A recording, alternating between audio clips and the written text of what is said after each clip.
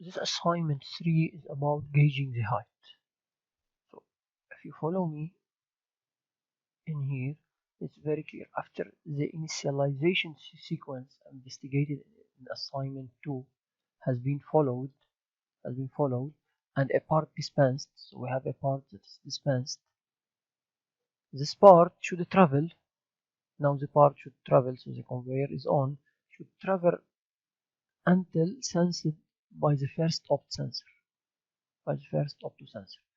Should travel, keep traveling until it first sensed by the opto sensor located just before the height gauge. The requirement is for the part to stop. You want this washer to stop at the sensor. Well, do you really want it to stop at the sensor? And then after a short period, move on until it's under the height gauge. Actually, it's required the requirement is for the part to stop after a short period of move on. After a short period of move on, that's what I understand. That's what you should do. So this washer, when it's detected by the opto sensor, should move for a short period. So now this is your part here. When you first pre-initialized it, so the plunger is at the highest position. It's the plunger at its highest position. So then you dispense a part and you move the conveyor until it's detected by here. I think it's a 1 second from here up to just below the plunger. 1 second. Then you move for 1 second, then you stop. You stop under the gauge sensor. So here what they are trying to say, move on until it's under the height gauge.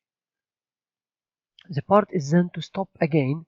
Well, the part is then to stop, and the height gauge is to operate. So now the height gauge will operate and determine whether the part is in the correct thickness or too thick or too thin.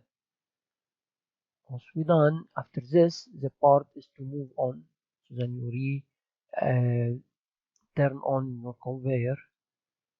So then we move to the assignment 4 after it. So gauging the height. And here is the flow chart. If you want to look at the flow chart, also in their flow chart they did as so they want the conveyor to stop for some time. You can stop it for sometimes, but I think it serves for nothing. So unless you could try it, but continue. So continue from the previous flow chart in assignment 2. Conveyor is moving. When the conveyor is moving, we check part reached opto sensor. Did the part reach this opto sensor here?